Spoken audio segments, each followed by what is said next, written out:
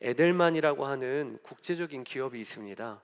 그 기업은 홍보 또 커뮤니케이션 컨설팅 회사인데요. 이 회사가 20년이 넘는 시간 동안에 매년 전 세계를 대상으로 에델만 신뢰도 지표라고 하는 조사를 해서 다보스 포럼 같은 이런 경제 포럼에서 발표를 해오고 있습니다. 각 나라별로 사회적인 신뢰와 분열 정도가 어떻게 되는가를 점수로 매기는 것입니다. 근데 2025년에 에델만 신뢰도 지표로 한국은 신뢰 지수가 46점으로요. 28개국 조사 대상 중에 거의 최하위권인 27등이 나왔습니다.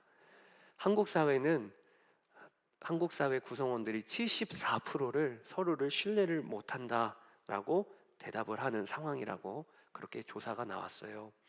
불신과 양극화를 넘어서 저희가 사는 지금 사회는 서로를 완전히 차단해버리는 고립의 시대로 진입했다라는 것을 에델만 신뢰도 지표가 이야기해주고 있습니다. 여러분, 우리가 사는 이 세상은요, 그리고 지금 사회는 철저하게 갈라져 있습니다. 저희가 늘 경험하는 거죠. 나와 가치관이 다르고 또 어떤 문제에 대하여 접근 방식이 다르면 대화조차 시도하지 아니하고 적으로 규정해버리는 지독한 편 가르기가 우리가 사는 지금 이 나라입니다. 정상이 아니에요. 대부분의 나라에 비하면 그 지수가 꽤나 심하고 편 가르기 강도가 높은 나라에 우리가 살고 있는 것입니다. 그런데 문제는요, 이런 세상에서 사는 우리 성도들이 심지어는 교회 안에서도 경험하는 일이 편가르기라는 거예요. 같은 본문을 읽고 같은 예배를 드리면서도 서로 생각이 다르면 서로를 차단해버리는 일을 교회 안에서도 겪고 있는 게 우리들의 모습입니다.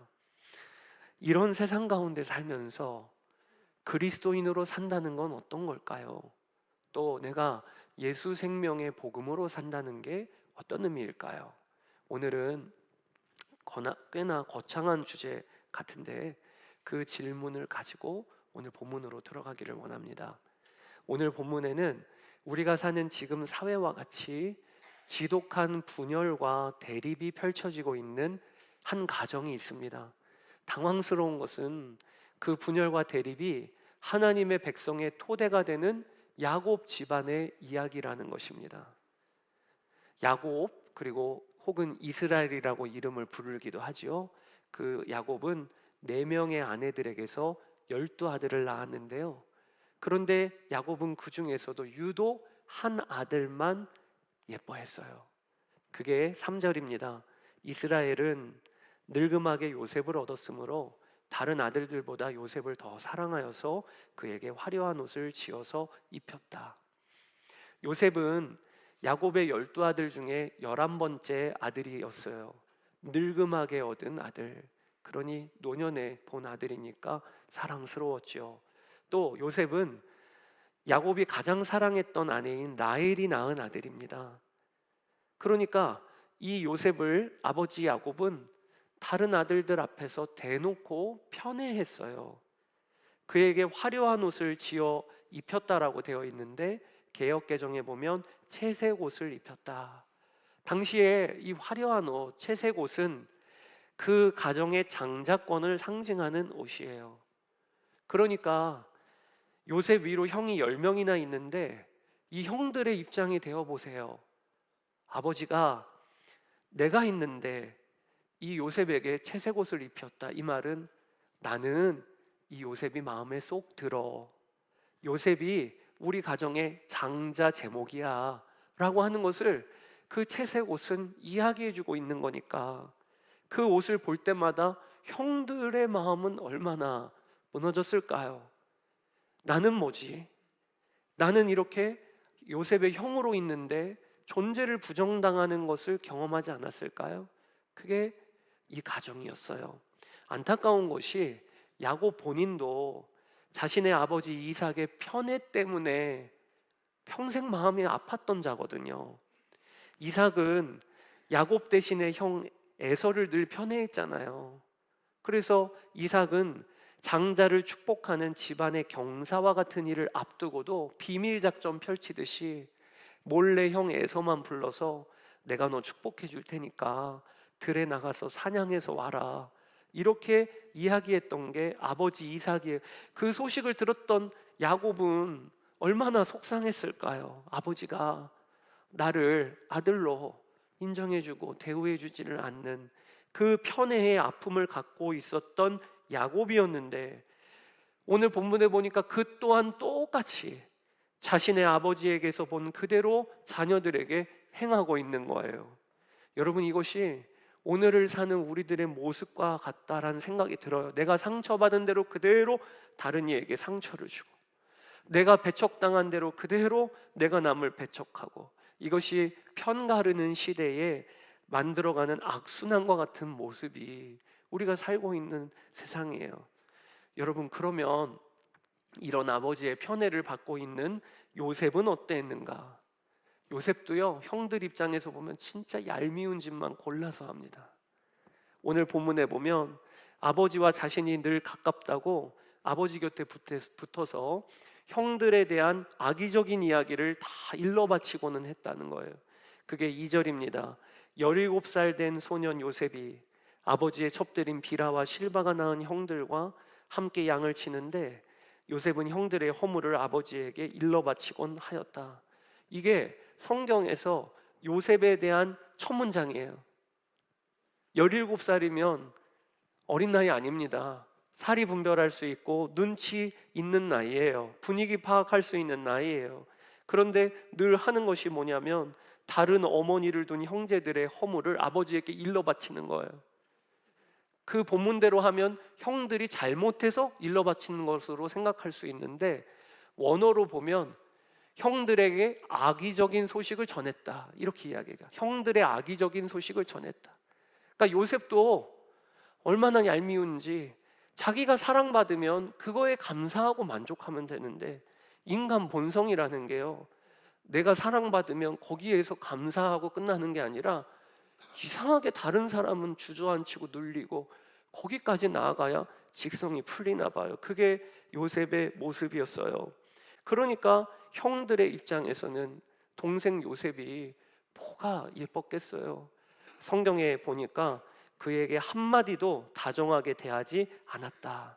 이렇게 가정이 서로 갈리고 대적하고 있는 모습을 오늘 말씀이 보여주고 있는 거예요. 그런 와중에 오늘 본문 5절에 보면 이 부녀를 부추기는 사건이 일어납니다. 그것이 요셉이 꿈을 꾼 것이에요. 한 번은 요셉이 꿈을 꾸고서 그것을 형들에게 말한 일이 있는데, 그 일이 있은 뒤로부터 형들은 그를 더욱더 미워하였다. 어떤 꿈이냐?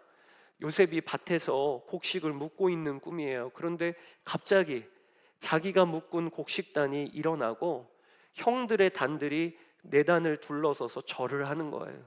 아주 특별한 꿈이었어요. 생생히 기억이 났나 봐요.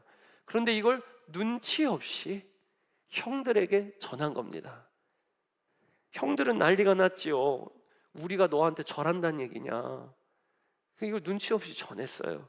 그리고 또 그 다음 꿈도 전합니다. 이번에는 해와 달과 11별이 나에게 절을 하더이다. 이때는 야곱도 요셉 편을 들어줄 수가 없어요. 아무리 사랑하는 아들이어도 어쩜 이렇게 눈치 없이, 그러면서 형들의 마음에는 동생을 향한 사리를 아마 품게 됐던 것 같아요. 아주 꼴 보기 싫을 정도가 아니고 죽여야 되겠다, 이런 마음이 든 거죠. 그리고 드디어 그날이 왔어요. 형들이 헤브론에서 세겜으로 그리고 도단까지 양을 치러 나갔는데, 아버지가 집에 있는 요셉을 불러다가 형들에게 다녀오라고 시킨 거예요. 그래서 요셉은 형들을 찾으러 나갑니다. 근데 이때 아버지 곁에서도 벗어났어요. 그리고 도단이라고 하는 아주 빈 들이에요. 아무도 보지 않아요. 이때 동생이 오는 것을 본 형들이 누구라도 할 것 없이 죽이자고 얘기를 합니다. 죽이자. 그게 18절에서 20절. 그의 형들은 멀리서 그를 알아보고서 그를 죽여버리려고 그가 그들에게 가까이 오기 전에 음모를 꾸몄다.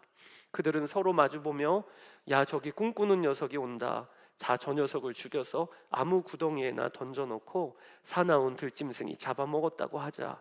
그리고 그 녀석의 꿈이 어떻게 되나 보자. 여러분, 아무리 미운 짓하고 또 눈에 가십거리다 하더라도 어떻게 혼 좀 내주자도 아니고 곧바로 모의하기를 죽이자, 그렇게까지 갈 수 있을까? 그만큼 서로에 대한 미움의 골이 깊고 분열이 있는 이 가정의 모습이었던 거예요. 그때 장자 르우벤이 죽이지는 말자, 왜냐면 장자의 책임이 있어서 그랬는지 죽이지는 말고 구덩이에 집어 던지자. 근데 사실 이것도 죽이는 거 거의 똑같은 거예요. 어떻게 구덩이에 들어가서 살 수 있겠어요? 그렇게 르우벤은 장자로서 어찌든지 동생 죽이는 일은 안 하려고 했는데 자신의 다른 형제들의 살기를 누를 수가 없는 상황이었어요. 결국 요셉은 형제들의 손에 잡혀서 채색 옷이 벗겨지고 구덩이에 던져집니다. 우리가 아는 것이 참 다행인 게 그 구덩이는 물이 없는 빈 구덩이였어요. 하나님께서 요셉을 건지시려고 빈 구덩이에 떨어지게 하신 것이죠. 그리고 12아들 중에 넷째인 유다가 마침 애굽으로 내려가는 상인들의 행렬이 보이니까 야, 우리 이 요셉을 은 20냥에 팔아 넘기자. 이렇게 서로 마음이 맞아서 동생을 팔아 넘긴 사건이 오늘 본문의 내용입니다. 여러분 다 아시는 내용이죠. 신앙생활 하면서 요셉이 형들에게 팔려 종으로 끌려가는 이 이야기는 우리가 익히 아는 내용이에요. 오늘 본문에 극한 갈등과 대립이 기록되어 있는 거예요. 우리를 당황스럽게 하는 것이 무엇이냐면, 이게 택함받은 가정 맞아? 하나님의 백성이 되는, 기틀이 되는 가족 맞아? 라고 싶을 정도의 모습이 펼쳐지고 있으니까 우리를 당황스럽게 하는 거죠. 그런데 여러분, 이 성경을 읽는 우리를 또 당황스럽게 하는 게 뭔지 아십니까? 그것이 우리가 본문을 읽을 때 그때조차도 우리는 어떤 식으로 읽냐? 편 가르기 하면서 읽는다는 것입니다. 여러분, 이 말씀을 몇 번이나 읽어보셨을 텐데 읽으실 때 여러분들은 누구 편이십니까? 누구 편이세요? 아마 대부분은 당연히 요셉 편이실 거예요. 오늘 본문부터 창세기는 요셉이 주인공이다 이렇게 생각하는 게 우리가 성경을 읽을 때 취하는 태도잖아요. 4명의 족장 중에 이제 야곱 다음에 요셉이 되는 거야. 그러니까 아무래도 주인공 편에서 읽는 게 우리들이지요. 우리가 기본적으로 분열하고 갈라서는 세상에 살면서 성경을 읽을 때도 오늘 본문에 요셉 편으로 읽습니다. 오늘 요셉은 조금 흠이 있기는 하지만 선하고 억울한 피해자예요. 반대로 형들은 잔인한 가해자들이에요. 그렇게 우리는 읽어요. 그래서 묵상을 하기를, 하나님이 빈 구덩이를 통해 요셉을 지켜주셨다. 물이 없는 빈 구덩이는 악한 형들의 손에서 요셉을 건져내신 하나님의 구원의 손길이었다. 이렇게 묵상을 합니다. 그리고 요셉의 꿈에 대해서도 어떻게 묵상을 하냐? 저렇게 고난당한 요셉을 결국 그 꿈대로 애굽의 총리가 되어 높여주셔서 괴롭혔던 형들의 무릎을 꿇게 하시는 하나님의 역전과 같은 이야기가 창세기야. 이런 식으로 묵상을 해요. 제가 오늘 여러분과 나누고 싶은 것은 본문은 그렇게 읽으면 안 된다는 거예요. 오늘 설교 제목이 하나님은 누구의 편이신가요? 하나님은 누구의 편이신가? 여러분, 질문입니다. 하나님은 누구 편이십니까? 요셉 편이십니까? 아니면 요셉을 구덩이에 집어넣은 형제들 편이십니까? 여러분, 하나님은요 12아들들 모두의 편이시라는 거예요. 이것을 여러분과 오늘 나누고 싶어요. 저는 오늘 본문을 묵상하다가 빈 구덩이를 주목해 보게 되었어요. 여러분, 이 빈 구덩이는 1차적으로 요셉의 생명을 살려낸 기적의 구덩이 맞습니다. 그 팔레스타인 땅에 보통 강수량이 적고 일정치 않게 비가 오기 때문에 그 땅은 농업 용수 혹은 가축에게 먹일 그런 물을 빈 구덩이에다가 만들어 놓고 거기에 물을 채워 넣는 것이 일반적인 일이에요. 그런데 하필 그 많은 구덩이들 중에 요셉이 떨어진 그 구덩이는 빈 구덩이였어요. 하나님께서 요셉의 생명을 보호하시기 위하여 빈 구덩이를 준비하셔서 형들이 구덩이에 던져 넣었어도 요셉의 생명을 지켜주셨습니다. 여기까지는 우리가 알지요. 그런데 여러분, 이 빈 구덩이가 비단 요셉뿐 아니라 그 구덩이에 동생을 던져 넣는 형들까지 살리는 구덩이가 되었다는 것을 아십니까? 그 구덩이에 동생을 집어넣는 형들까지 살리는 구덩이가 이 빈 구덩이에요. 요셉이 17살에 애굽으로 팔려가서 약 20년 뒤에 애굽의 총리가 됩니다. 근데 그때 온 땅에 기근이 듭니다. 애굽뿐만 아니라 가나안 땅에 기근이 들어서 그 기근에 다 죽을 지경에 이르렀을 그때 하나님은 요셉뿐 아니라 요셉의 형제들 모두를 살려내셔요. 근데 그 출발이 어디에서 시작이 된 건가? 이 빈 구덩이에서 시작된 거예요. 만약에 이 구덩이가 비어있지 않았다면, 그래서 요셉이 죽었더라면 아마 그의 형제들도 온 땅을 휩쓰는 기근에서 건짐받지 못했을 것입니다. 그러니까 이 빈 구덩이는 던져지는 요셉 한 사람만 살리시는 구덩이가 아니라 그를 던지고 있는 형들까지 다 살리시는 하나님의 손길이었다는 것이 붙잡아지더라고요. 당장 우리의 눈으로 보면 요셉 편으로 하나님이 일하신 것 같지만, 하나님의 큰 역사로 보면 하나님은 요셉뿐만 아니라 이 악행을 저지르고 있는 다른 형제들까지도 살리시려고 이 빈 구덩이를 준비해 놓으신 거예요. 나중에 요셉이 애굽의 총리가 되어서 훗날 형들 앞에서 이렇게 고백합니다. 창세기 50장 20절 같이 한번 읽어보실까요?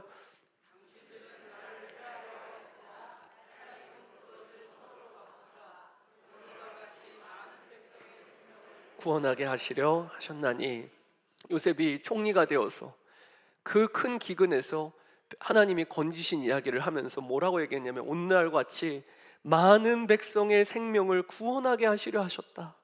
근데 여러분, 이 많은 백성 안에는 누가 들어가 있습니까? 빈 구덩이에 던져 놓았던 형들이 들어가 있는 거예요. 형들을 구원하시려고 하나님께서 우리를 붙잡고 계셨다고 그가 이야기를 하고 있는 거예요. 그러니 오늘 본문은 하나님은 요셉의 하나님뿐만 아니라 형들의 하나님도 되셨어요. 이것은 요셉의 꿈도 마찬가지입니다. 형들이 곡식단이 요셉의 곡식단의 앞에서 무릎을 꿇고 절하는 꿈 있죠. 이 꿈은 요셉이 철없이 자랑했지만 그것은 형들을 짓밟으시려는 하나님의 꿈, 심판의 꿈이 아니었어요. 다 굶어 죽게 되었을 때 요셉이라고 하는 거대한 생명의 곡식단 아래로 모두가 모여들어서 생명을 얻게 되는 것에 대한 꿈이었어요. 그러니까 이 꿈은 형들은 낮아지고 요셉은 높일 거야 라고 하는 꿈이 아니라 이스라엘 백성들, 그들의 틀이 되는 12자녀들 다 살리시기 위한 하나님의 구원의 꿈이었다는 거예요. 본문을 그렇게 읽어야 돼요, 여러분. 그래서 성경은 오늘 말씀을 시작할 때 1절에 2절에 뭐라고 이야기하고 계시냐면, 요셉의 이야기는 이러하다가 아니라 야곱의 이야기는 이러하다라고 이야기해 놓고 있는 겁니다. 1절, 2절, 야곱은 자기 아버지가 몸붙여 살던 땅, 곧 가나안 땅에서 살았다. 야곱의 역사는 이러하다. 우리는 지난주까지 요셉 이야기 봤어요. 거짓말투성이었고 하나님을 그렇게 떠났던 그 말썽꾸러기 요셉. 그리고 이번 주부터는 창세기 37장을 시작으로, 지난주까지 야곱 이야기 봤고, 야곱 이야기. 오늘부터는 요셉 이야기를 보게 될 겁니다. 근데 이 요셉 이야기가 시작되는 오늘 창세기 37장 1절 2절에 요셉의 이야기는 이러하다 이렇게 얘기 안 하고 뭐라고 나와 있냐면 야곱의 이야기는 이러하다. 거기에 이야기가 족보입니다. 야곱의 족보는 이러하다. 그러니 여러분 이제 아셔야 합니다.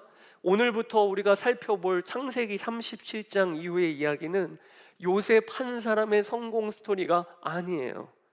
요셉의 눈물과 고난을 도구 삼으셔서 흠 많고 악한 야곱의 12아들 전체를 언약의 백성으로 살려내시고야 마시는 하나님의 사랑 이야기가 창세기 30장 이후의 이야기라는 거예요. 이게 우리가 앞으로 창세기를 살펴볼 관점이어야 하는 거예요. 저는 오늘 말씀을 묵상하면서 제 마음에 참 아픔이 있었어요. 그게 뭐냐? 내 수준이 하나님의 수준과 하나님의 마음과는 이렇게나 차이가 있구나. 이런 마음의 아픔이 있어서 그걸 여러분들에게 솔직하게 나눠야 되겠다. 저는요, 목회를 하면서도 늘 편 가르기에 익숙한 게 저의 본능이에요. 늘 편 가르는 세상, 신뢰하지 않는 세상에 살면서 저도 자연스럽게 그렇게 배우게 되나 봐요.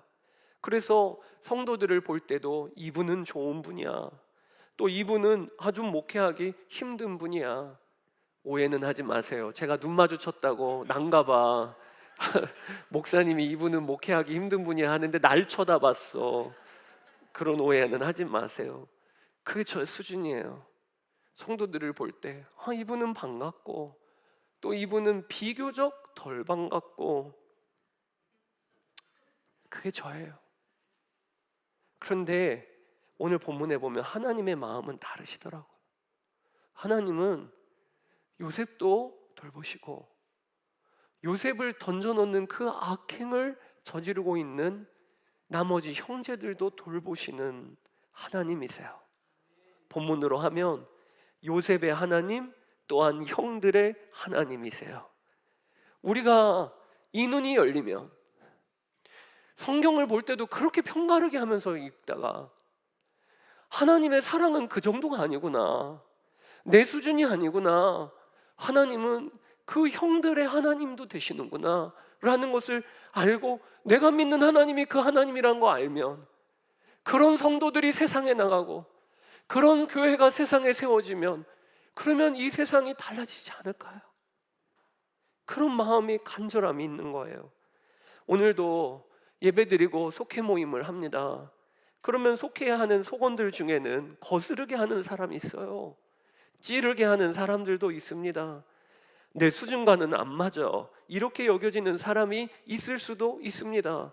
그때 꼭 기억하세요. 오늘 말씀을 기억하세요. 하나님은 나의 하나님도 되시지만 저분의 하나님도 되신다는, 저분의 하나님도 되신다. 그 눈이 우리에게 중요한 거예요. 여러분, 하나님은 오늘 본문에 누구 편이십니까? 요셉 편이십니까? 형들 편이십니까? 아니에요. 하나님은요, 하나님 편이세요. 우리가 무슨 일을 하든 무슨 판단을 하든 하나님 내 편이 되어주세요 이런 식으로 대하니까 계속 우리 뒤에 맺어지는 열매가 편이 갈라지는 겁니다.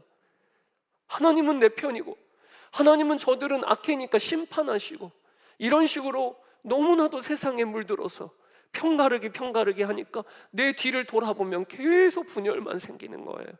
오히려 우리가 하나님 편이 되어야 해요. 우리가 하나님 편이 돼야 되는 거예요. 너무나도 잘 아는 예화 중에 미국의 남북 전쟁 당시에 북군을 이끌었던 지도자 중에 한 사람이 아브라함 링컨이죠. 남북 전쟁이 노예제 유지냐 그 다음에 노예제 폐지냐 이거 가지고 대립을 했지요. 그때 북군을 이끌었던 아브라함 링컨에게 한 채플린이, 그러니까 군목이죠, 채플린이 와서 아브라함에게 이렇게 이야기합니다. 하나님은 우리 북군의 편이심을 믿습니다. 북군이 노예제 폐지, 성경적인 거잖아요. 그 노예제 폐지를 아주 중요한 가치로 두고 그렇게 전쟁에 임하고 있는 거니까 하나님은 우리 북군의 편이심을 믿습니다. 그때 아브라함이 한 대답이 유명합니다. 저는 하나님이 우리 편인지 아닌지에는 관심이 없습니다. 저의 가장 큰 관심이자 기도 제목은 내가 지금 하나님 편에 서 있는가 하는 것입니다. 왜냐하면 하나님은 언제나 옳으시기 때문입니다. 여러분, 이 관점이 우리에게 필요한 거예요. 하나님이 내 편인가가 아니라 내가 하나님 편인가? 나는 지금 하나님 마음을 알고 있는가? 나를 구덩이에 집어넣는 저 사람을 향한 하나님의 마음을 한 번이라도 헤아려 봤는가? 그렇게 나를 찌르고 나를 고통스럽게 하는 그 사람도 그 사람의 하나님이신데 하나님이 그를 어떻게 보실까? 나는 그 하나님 편에서 받는가?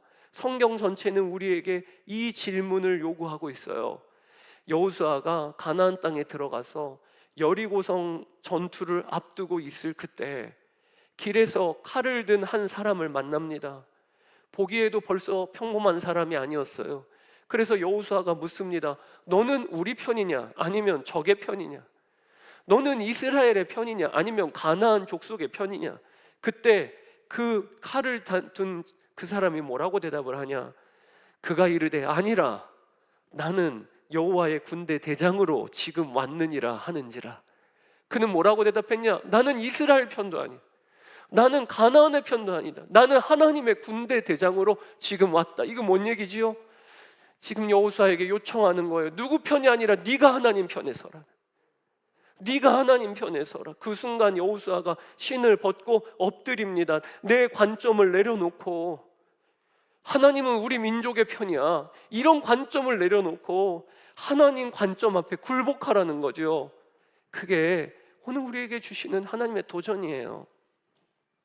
한 번은 성령 집회 때, 선한목자교회 성령 집회 때 한 성도님이 안수기도를 받으러 나오셨는데 기도 카드를 길게 써 오셨더라고요. 제가 기도 제목을 읽어보니까 사업에 아주 크게 사업을 시작을 하셨는데 같은 기독교인이었대요. 동업했던 상대방과 사업이 점점 힘들어지고 나중에는 재정 문제가 생긴 거예요. 그래서 서로 맞소송을 걸었어요. 그리고 다음 주면 판결이 난다는 겁니다. 그러면서 저에게 이기도로 기도해 주십시오. 좋은 판결이 날 수 있도록 기도해 주십시오. 제가 우리 성도님이시니까 당연히 기도해 드려야죠. 그래서 머리에 손을 얹고 기도를 하려고 하는데 문득 제 안에 질문이 들었어요. 어떤 질문이냐면 그 상대분도 기독교인이시라며. 그러면 그분도 금요 성령 집회 본인 교회 가시지 않았겠어요? 그리고 그분도 목사님에게 다음 주에 좋은 판결 나도록 기도해 달라고 기도받지 않을까 그런 생각이 들더라고요. 그러면서 엉뚱한 질문이 그러면 하나님은 누구 기도를 들어주셔야 되는 건가? 더 간절하게 기도하는 사람? 아니면 목사님이 훨씬 더 영적인 파워가 있는 사람? 그렇게 기도를 해주셔야 되는 건가? 혼란스럽더라고요. 그때 하나님이 제 마음에 아주 분명한 답을 주셨어요. 그래서 제가 눈 감고 계신 그분을 잠깐만요 한 다음에 제가 다음과 같이 말씀을 드렸어요. 성도님이 지셔야 하겠습니다. 되게 놀라시더라고요. 성도님이 지셔야 하겠습니다. 대신에 하나님이 이기셔야 하겠습니다. 성도님이 이기시건 상대방이 이기시건 그러면 서로 평생 원수 사는 되는 거잖아요. 그러니까 오늘 그 기도하지 마시고 하나님이 이기세요. 저도 좋으니까 하나님이 이기세요. 그렇게 기도하시면 안 될까요? 처음에는 이걸 어떻게 받으실까 좀 우려했어요. 근데 그분이 곧 눈빛이 달라졌어요. 그러면서 목사님 그렇게 기도해 주세요. 하나님이 이기십시오. 그러면 성도님도 살고 상대방도 살지 않겠습니까? 그렇게 기도하십시다. 그러면서 기도한 적이 있어요.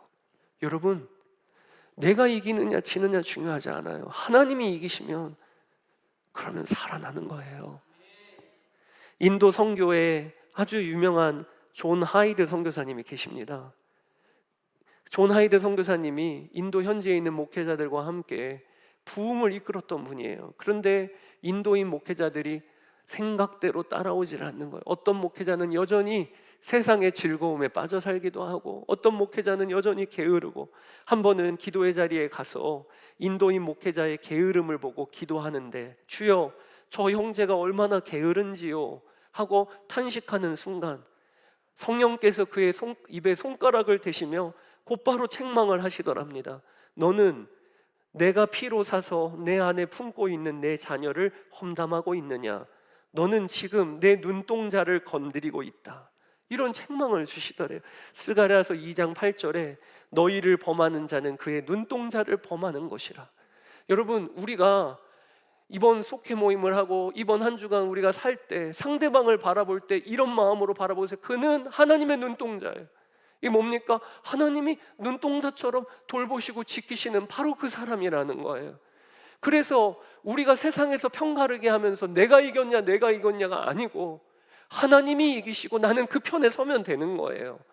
그게 이 세상을 살아야 할 그리스도인의 마음이어야 하는 거예요. 오늘 본문은 요셉의 빈 구덩이 이야기가 결국은 더 큰 이야기를 가리키고 있는 본문입니다. 더 큰 이야기가 뭐냐? 바로 우리의 참 요셉이신 예수 그리스도의 빈 무덤이에요. 여러분, 요셉은 형들에게 팔려 애굽으로 종이 되어 내려갔지만 예수님 그분은 우리를 살리시려고 자진하여 종의 형체를 가지고 이 땅에 오셨습니다. 요셉이 형들에 의해 장자를 상징하는 옷이 벗겨지고 유다에 의하여 은 20에 팔렸지만 예수님은 자진해서 십자가에서 모든 옷이 벗겨지시고 가롯 유다에 의해 은 30에 넘겨지셨습니다. 요셉은 빈 구덩이에 던져졌지만 하나님이 그의 생명은 보호하셨습니다. 그런데 예수님은 십자가에서 죽으셨습니다. 하나님께 버림받으셨습니다. 그리고 빈 무덤에 들어가셨습니다. 왜요? 원수인 우리 살리시려고. 그래서 오늘 우리가 이 자리에 있는 겁니다. 우리의 참 요셉 대신 예수님께서 원수인 나를 살리시려고 자진하여 빈 구덩이에 들어가시고 자진하여 채색 옷을, 장자의 옷을 벗으시고 갖은 수치를 당하심으로 우리는 이 자리에서 하나님께 예배하고 있는 것입니다. 이 사랑을 받았건을 언제까지 편가르게 하며 살겠습니까? 이제는 원수까지도 내 자녀라고 여기시는 하나님의 마음을 품어야죠. 사랑하는 여러분, 우리 비올드 교회가 오늘 하나님 마음을 붙잡읍시다. 나를 구덩이에 집어 던져 넣으는 형들까지도 구원하시려는 하나님, 그 마음을 품으면요, 교회에서 하나님의 역사가 일어나요. 생명의 역사가 일어나요. 그리고 그런 교회여야 이 세상에서 저기 교회가 있다는 걸 알게 되는 것입니다. 저희는 그런 꿈을 꿉시다. 오늘부터 시작되어지는 이제 요셉 이야기, 요셉 편으로 읽지 마세요. 이스라엘 12아들을 살리시려는 하나님의 마음을 붙잡고 우리 계속 이어나가 봅시다. 오늘은 말씀 붙들고 함께 찬양하고 기도하기를 원하는데, 말씀을 준비하면서 이 찬양이 떠올랐어요. 보소서 주님, 나의 마음은 선한 것 하나 없습니다. 이 세상에 편가르게 하고 얼마나 분열하며 사는지, 나와 가치관이 다르다고, 주장이 다르다고 대화도 섞지 않으려고 하고 막이라고 하고, 그런 세상에 우리는 살면서 어느새 물들어 보소서 주님, 제 마음은 선한 것 하나 없습니다. 그러나 오늘 우리가 예배 때, 그러나 나의 주님, 내 마음을 주께 드립니다. 주님 마음을 제게 주시고 사랑을 가르쳐 주시고 당신의 마음을 주소서. 오늘 그렇게 우리 하나님께 간구하고, 기도의 첫 번째로 기도할 때 우리가 그렇게 무섭게 갈라서는 세상에 삽니다. 그리고 어떨 때에는 내가 받은 상처를 그대로 돌려주고 내가 받은 편가르기를 그대로 다른 이에게 돌려주는 그런 세상 가운데 우리가 묻혀 삽니다. 하나님, 우리의 마음에 선한 게 하나 없습니다. 나만 옳고 저 사람은 틀렸다는 편가르기의 신앙을 회개합니다. 내 원수까지 살리기 원하시는 하나님의 마음을 품게 하여 주소서. 요셉을 지키시며 요셉을 던져놓고 있는 형들까지 지키시는 하나님의 큰 마음을 저에게 부어 주옵소서. 우리 주의 이름 한번 부르고 기도하며 나아가겠습니다. 주여, 아버지, 아버지 하나님, 저희의 마음에는 선한 것 하나 없습니다. 저희의 마음에는 아버지 선한 것 하나 없습니다. 아버지 하나님, 세상을 살면서 우리가 받은 상처를 그대로 돌려주고 우리가 받은 상처를 그대로 나누며 사는 게 저희들입니다. 아버지 하나님, 이 시간 주의 마음을 주소서. 주의 마음을 주소서. 우리의 약한 마음